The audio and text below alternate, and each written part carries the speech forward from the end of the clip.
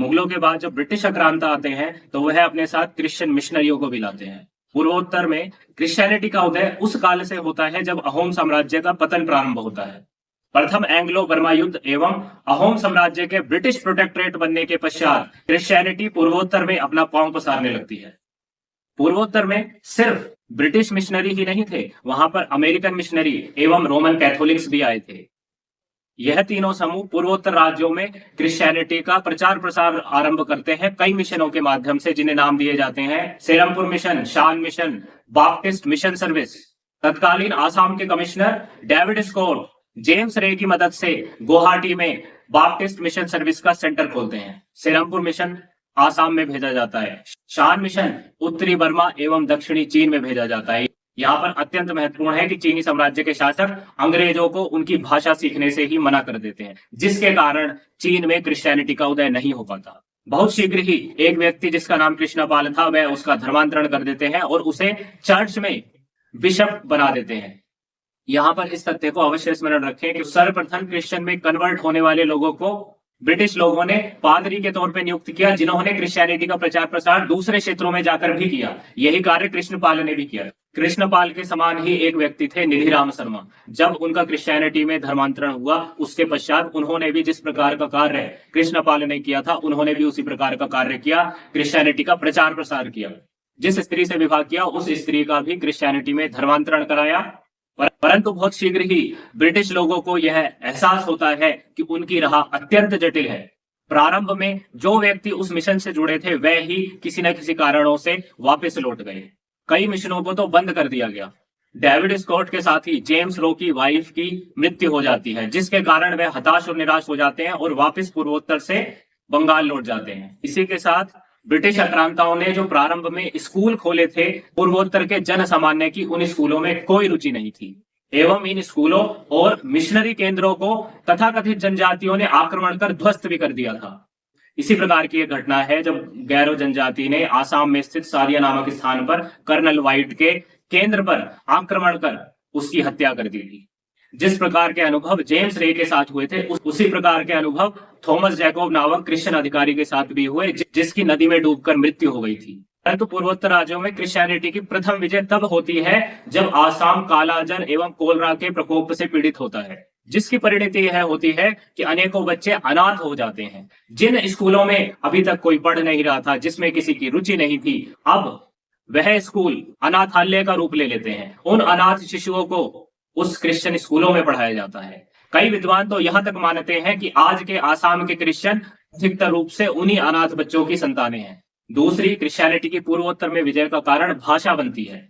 East India company 1836 में बंगाली भाषा को आसाम की आधिकारिक भाषा घोषित कर देती है, जिसके कारण जन सामान्य में रोष उत्पन्न होता है और ऐसी भावना उत्पन्न होती है कि ईस्ट इंडिया कंपनी के लिए आसामी भाषा का कोई महत्व ही नहीं है।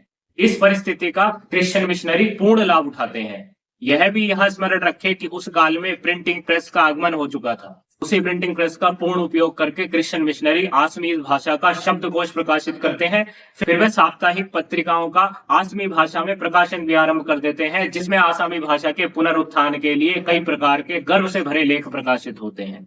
इसी प्रिंटिंग प्रेस की क्रिश्चियनिटी के प्रचार प्रसार में सर्वप्रथम भूमिका भी रही है।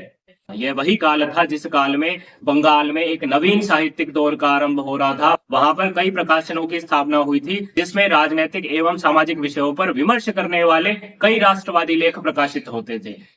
लोगों का जुड़ाव उन प्रकाशनों से बढ़ता ही जा रहा था। उसी काल में आसाम में भी एक प्रिंटिंग प्रेस का दौर शुरू होता है। इसका नेतृत्व करने वाले क्रिश्चियन मिशनरी थे।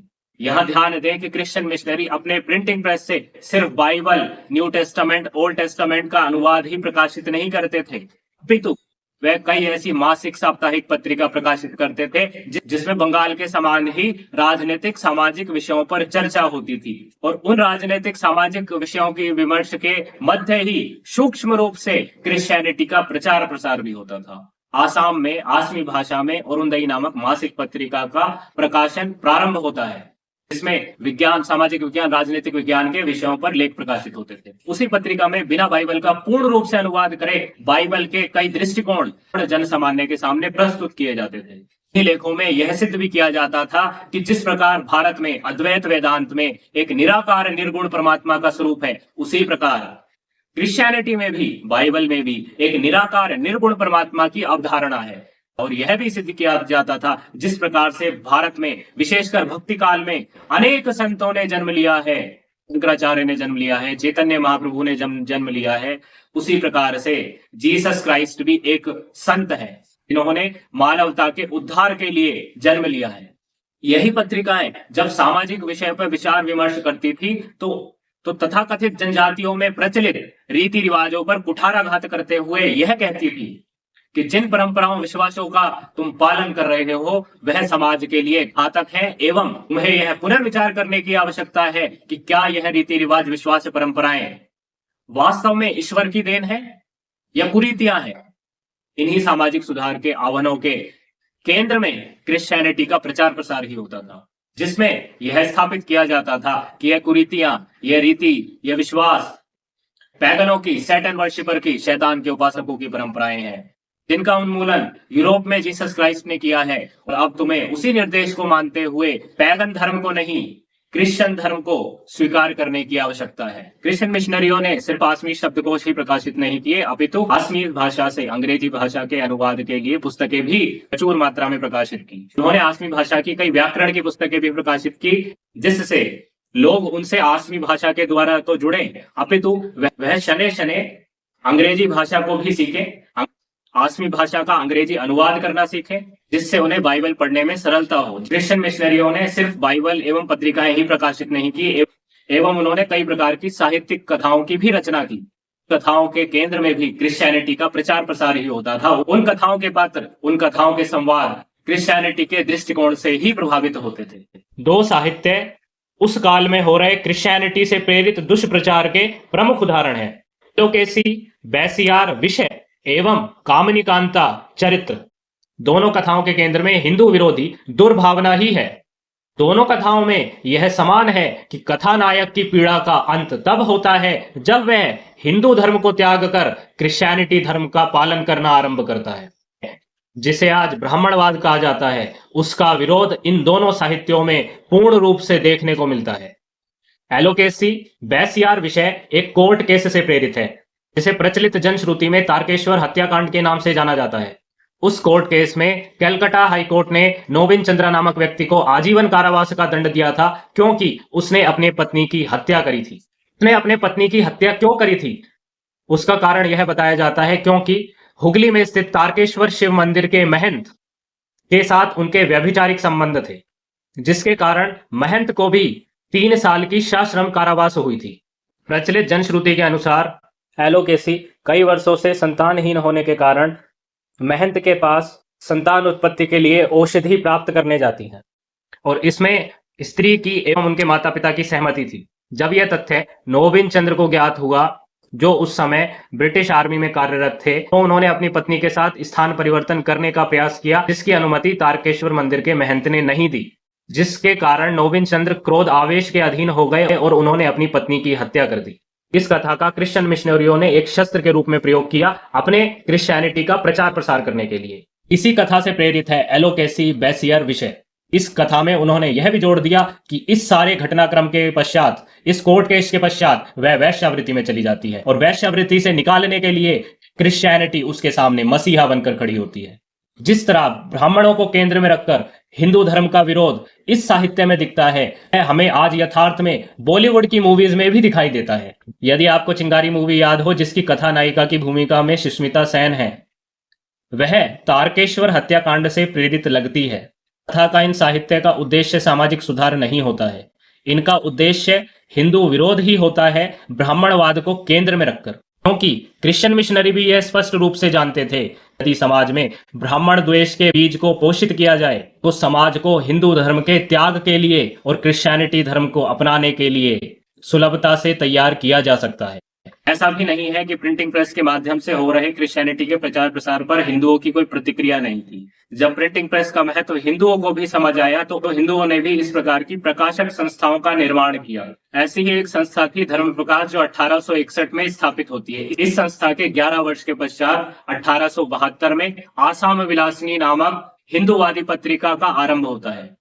इस संस्था की स्थापना को हिंदूवादी दृष्टिकोण का पुनरुत्थान भी कहा जा सकता है, क्योंकि इसी संस्था की स्थापना के 11 वर्षों के पश्चात 1872 में आसाम विलासनी नामक एक दूसरी पत्रिका आती है। वह भी क्रिश्चियन मिशनरियों के विरुद्ध हिंदूवादी दृष्टिकोण को जन सामान्य तक पहुंचाने का कार्य करती है।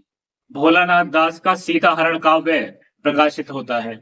औरुंदई के विरोध में चंद्रोदय नामक पत्रिका प्रकाशित होती है। परंतु यहाँ पर एक विभेद देखने को मिलता है। जो प्रकाशक संस्थाएं हिंदूवादी दृष्टिकोण को अपने लेखों के माध्यम से जन सामान्य तक पहुंचाती हैं, उन पर ईस्ट इंडिया कंपनी का प्रकोप भी टूटता है। वह किसी न किसी कानून के माध्यम से उनको बंद करवाने का प्रयास करती है। प्रिंटिंग प्रेस का उपयोग करके जो प्रचार प्रसार क्रिश्चियनिटी का हुआ है, यह सिर्फ आसामी भाषा तक सीमित नहीं है। यह गैरो भाषा, खासी भाषा एवं पूर्वोत्तर के अन्य भाषाओं में भी किया गया है और उतना ही सफल भी हुआ है।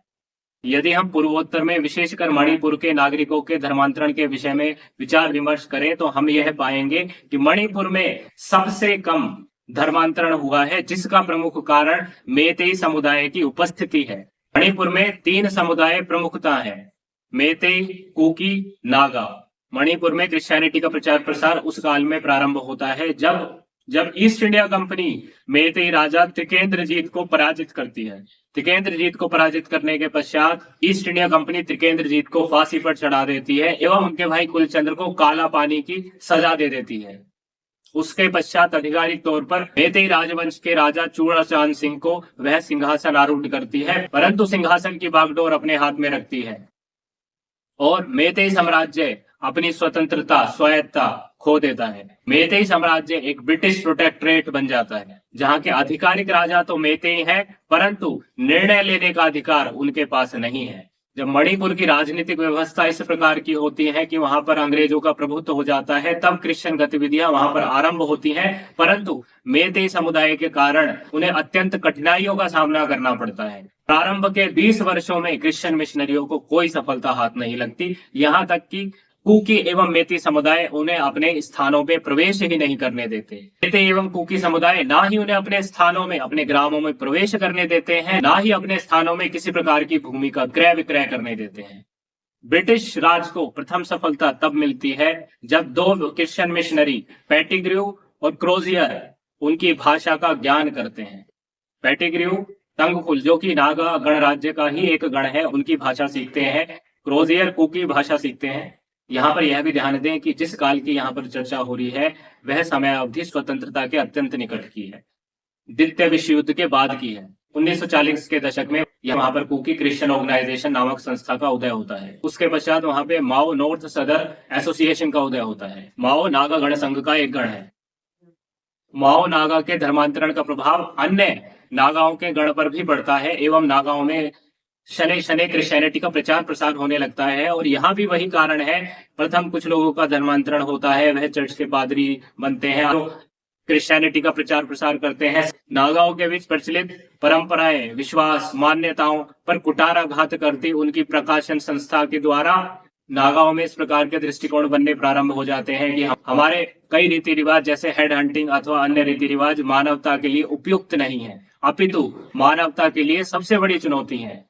1928 में मणिपुर बाप्टिस्ट कन्वेंशन के नाम से एक संस्था अस्तित्व में आती है, जो अपनी प्रमुखता 3 ब्रांच स्थापित करने का प्रयोजन लेकर चलती है, नॉर्थ ईस्ट, नॉर्थ वेस्ट, सदर, जिसमें पेटिग्रू नामक क्रिश्चियन मिशनरी नॉर्थ ईस्ट और सदर का धर्मांतरण करने की जिम्मेदारी उठाते हैं। वहीं क्रोजियर नामक क्रिश्चियन मिशनरी नॉर्थ वेस्ट को धर्मांतरण करने की जिम्मेदारी उठाते हैं। तथाकथित नाग जनजाति का क्रिश्चियनिटी में धर्मांतरण होने के कई कारण है। उनमें एक प्रमुख कारण स्कूल का भी है।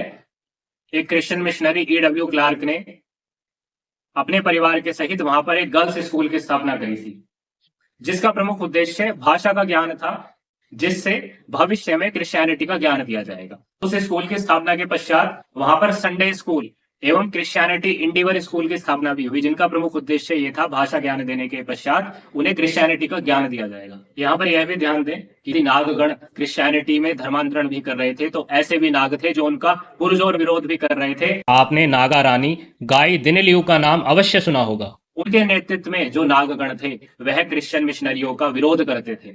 यदि नागगण संघ के किसी गण का सबसे शीघ्र धर्मांतरण हुआ तो वह था सेमा नाग। 1925 में सेमा नाग के 500 क्रिश्चियन लोग थे।